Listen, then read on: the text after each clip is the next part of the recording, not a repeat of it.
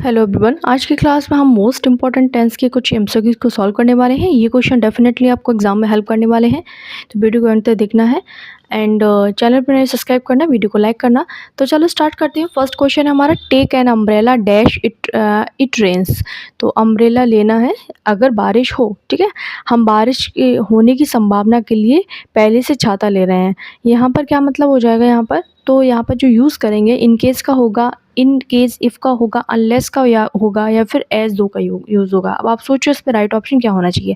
हमारा जो right option हो जाएगा यहाँ पर इन केस का यूज़ होगा। Take an umbrella in case it rains, ठीक है। इन केस का मतलब होता है यदि ऐसा हो, यानी कि इस डर से कहीं ऐसा ना हो जाए, ठीक है।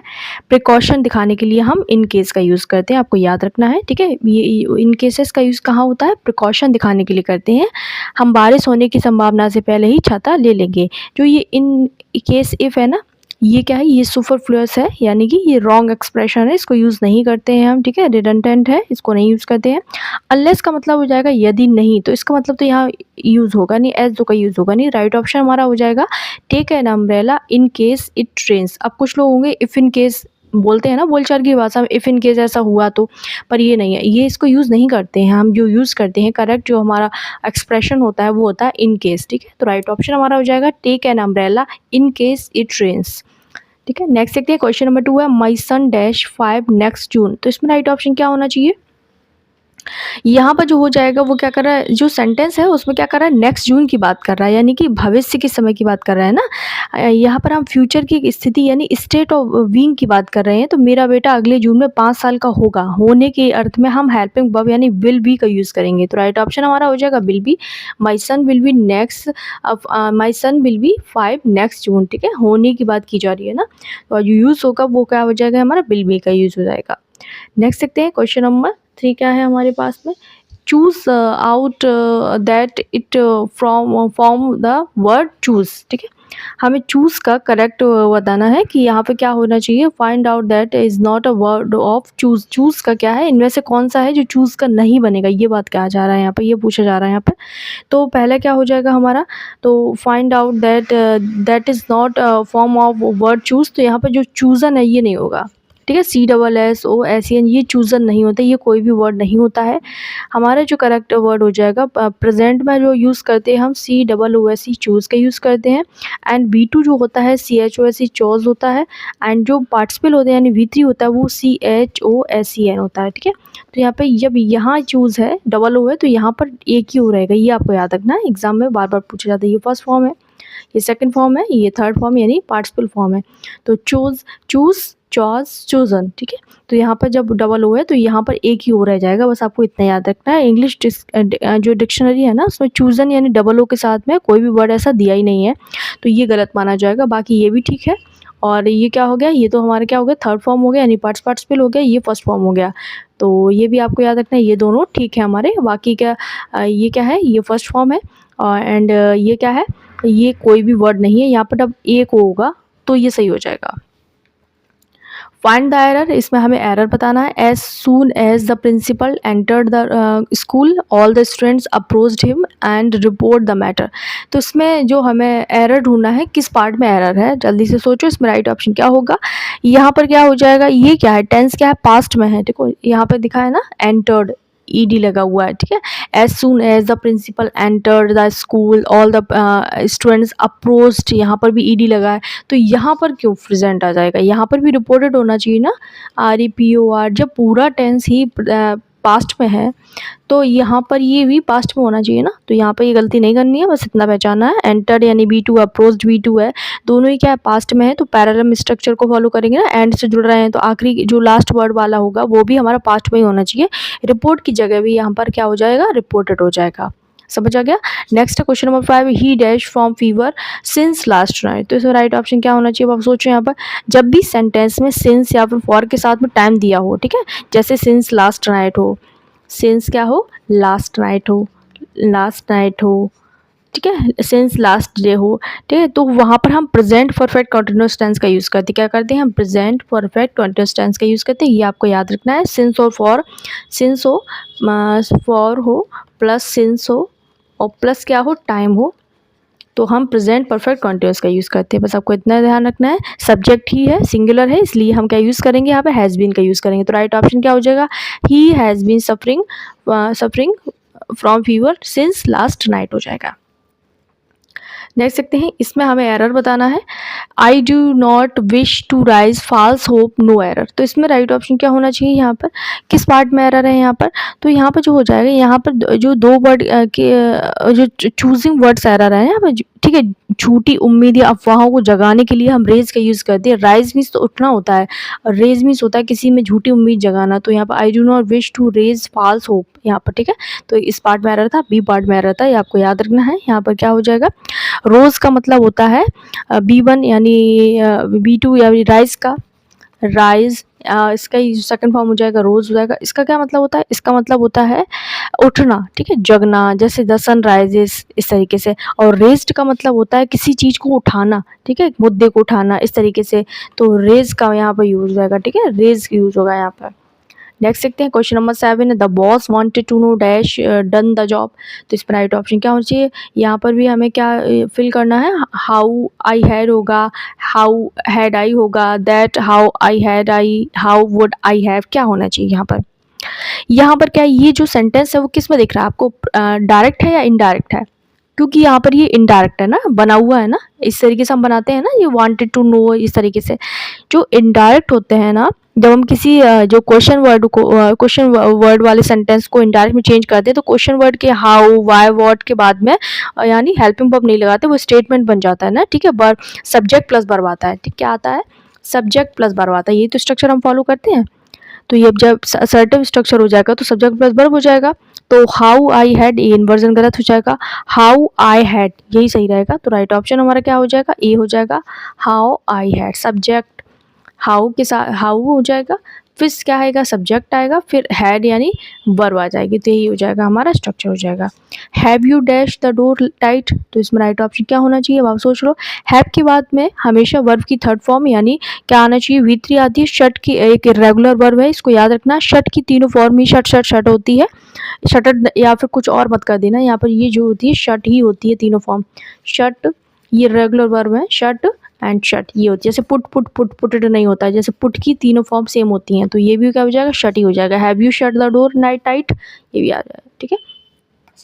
It dash heavily for a week, the wells were overflowing. तो इसमें राइट ऑप्शन क्या होना चाहिए, दूसरा वाक्य क्या कह रहा है हमारा, जो दूसरा सेंटेंस है वो क्या कह रहा है, ये कह रहा है द वेल्स वर ओवरफ्लोइंग, यानी जो कुएं हैं ना वो उफन रहे हैं, यानी पानी अभी भी है वहाँ पे, कुएं में पानी है, क्योंकि बारिश पिछले हफ्ते से यानी फॉर अ वीक से हो रही है, ठीक है। फॉर अ वीक यानी पिछले हफ्ते से हो रही है, पर पानी तो अभी भी भरा है ना, वर्तमान में दिख रहा है ना, इसलिए हम प्रेजेंट परफेक्ट कंटिन्यूअस टेंस का यूज़ करेंगे, यानी हैज़ बीन रेनिंग हो जाएगा, ठीक है। It has been raining for a week, the wells are overflowing, यानी प्रेजेंट पास्ट की बात अभी भी रिलेवेंट है, तो हम क्या यूज़ करेंगे यहाँ पे, प्रेजेंट परफेक्ट कंटिन्यूअस का यूज़ करेंगे, ठीक है, जो अभी भी रेलेवेंट है। नेक्स्ट है, ये मोस्ट इंपॉर्टेंट है, इस तरीके के क्वेश्चन बहुत पूछे जाते हैं, हर एक एग्जाम में आने के वाले क्वेश्चन है।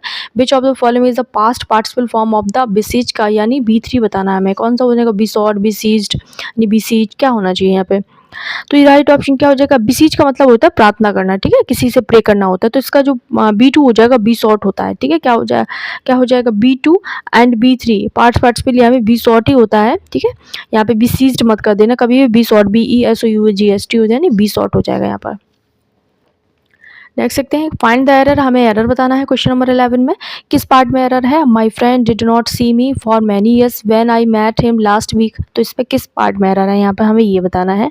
Sentence when I met him last week यानी पास्ट का समय दिया है ना, तो मिलने से पहले कई सालों से नहीं देखा, यानी पास्ट पास्ट की बात हो रही है, जो अभी भी फॉर मैनी ईयर्स यानी अभी भी क्या है, रिलेवेंट है, तो सिंपल पास्ट की जगह हम पास्ट परफेक्ट का यूज़ करेंगे। डिड नॉट सी की जगह हम हैड नॉट सीन का यूज हो जाएगा। राइट ऑप्शन क्या हो जाएगा हमारा, हैड नॉट सीन हो जाएगा। My friend did not see me यानी हैड नॉट सीन मी, ठीक है, had not seen me for many years when I met him last week, ठीक है। तो आपको ये याद रखना क्या यूज़ होगा यहाँ पर, जो यूज़ हो जाएगा वो हो जाएगा यहाँ पर डिड नॉट सी मी की जगह हैड नॉट सीन मी हो जाएगा यहाँ पर। नेक्स्ट क्वेश्चन नंबर 12 में हमें ये बताना है कि इसमें कौन सा करेक्ट है।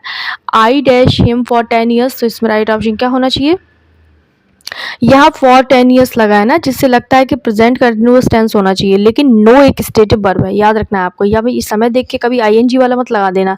नो क्या है, जो नो होती है इसका नोइंग नहीं होता है। नो क्या है, स्टेटिव वर्ब है, इसका याद रखना है, जिसका इस्तेमाल कंटिन्यूअस यानी आईएनजी फॉर्म में नहीं किया जाता है। जैसे I am knowing, I have been knowing, ये गलत है। जब कंटिन्यूअस संभव हो तो प्रेजेंट परफेक्ट टेंस का यूज़ करते हैं, हैव नोन का यूज़ करते हैं, ठीक है। तो राइट ऑप्शन हो जाएगा हैव नोन। नो का नोइंग कभी नहीं होता, ये याद रखना। और मैंने आज वही क्वेश्चंस लिए हैं जो एग्जाम में आपको कंफ्यूज करते हैं, तो हो जाएगा have known, I have known him for 10 years हो जाएगा। क्वेश्चन नंबर 13 है, I dash my dinner just now, तो इस पर राइट ऑप्शन क्या होगा।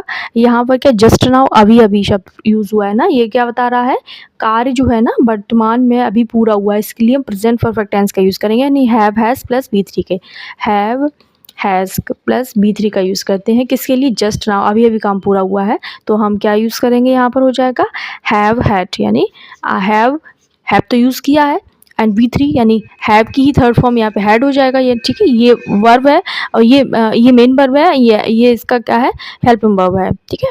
ये मेन वर्ब है, ये हेल्पिंग वर्ब है, इस तरीके से यहाँ हैव का ही हेड हुआ होगा ना, तो ये हेड कहाँ से आ गया, ये हैड बी3 है, ठीक है।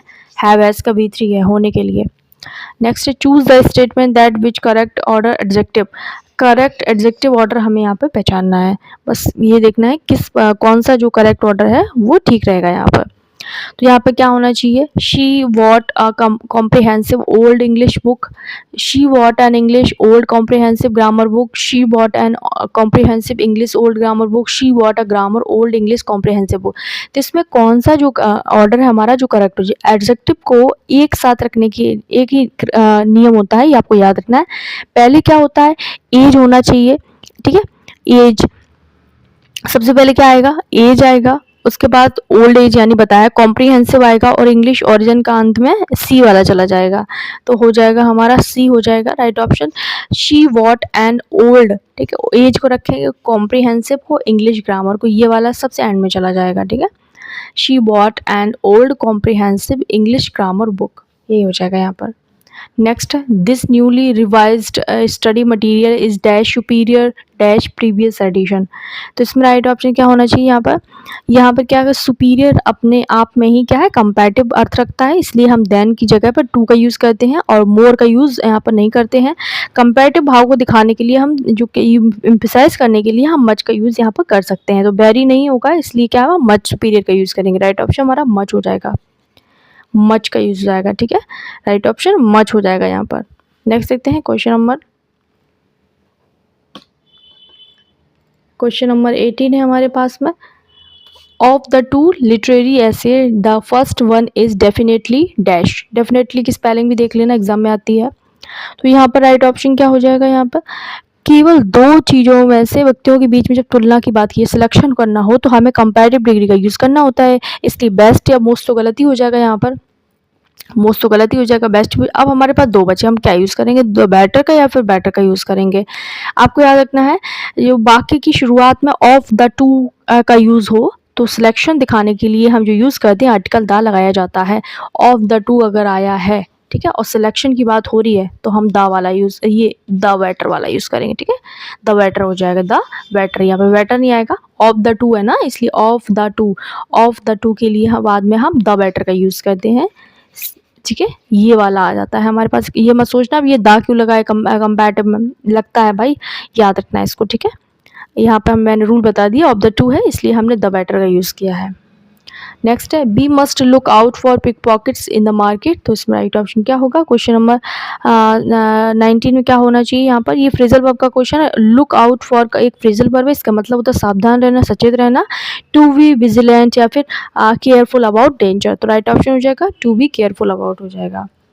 नेक्स्ट है the scandal will soon die down, तो डाई डाउन ये फ्रेजल वर्ब है, इसका मतलब क्या होता है, डाई डाउन का एक फ्रेजल वर्ब है, इसका मतलब होता है उत्साह या फिर विवाद कोई भी हो रहा हो, तो स्कैंडल हो रहा हो तो जोर शोर से धीमे धीमे पड़ता है, जो बहुत तेजी से कोई भी चीज़ हो रही है उसको बिकम लेस इंटेंस यानी धीरे धीरे उसको कम करना, ठीक है। डाई डाउन का मतलब होता है धीरे धीरे किसी भी कोई जैसे प्रदर्शन हो रहा है या फिर कोई भी जुलूस निकल रहा है तो उसको धीरे धीरे दबाना, इसके लिए हम डाई डाउन का यूज़ करते हैं।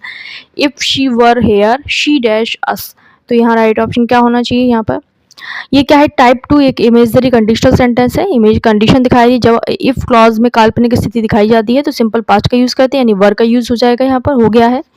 एंड जो दूसरा वाला क्लॉज होता है, मेन क्लॉज होता है, उसमें वुड 1 प्लस बी 1 का यूज करते हैं, वुड प्लस बी 1 का यूज करते हैं। तो देखो यहाँ पर वुड हेल्प हो जाएगा, यहाँ पर बस सिंपल सा है, स्ट्रक्चर पहचानना है। एंड आज का लास्ट क्वेश्चन है, if you studied regularly you dash better result, तो इसमें राइट ऑप्शन क्या होगा यहाँ पर। ये भी क्या है, कंडीशनल सेंटेंस टाइप 2 का ही एग्जांपल है। इफ क्लॉज यानी स्टडी B2 में है, सिंपल पास्ट टेंस में है, यहाँ पे B2 दिया है हमें, तो बाकी का क्लॉज वुड प्लस B1 में बनेगा, वुड प्लस B1 में बनेगा, तो ये क्या हो जाएगा, वुड गेट हो जाएगा। ठीक है, if you study regularly you would get better result. तो ये थे आज के हमारे 22 क्वेश्चंस। आपको कैसे लगे मुझे कमेंट करके जरूर बताना। एंड इसका PDF आपको टेलीग्राम पे मिल जाएगा, टेलीग्राम को ज्वाइन कर लेना, लिंक उसका डिस्क्रिप्शन बॉक्स में है। मिलते हैं अगली वीडियो में, तब तक के लिए बाय बाय। Hello everyone. आज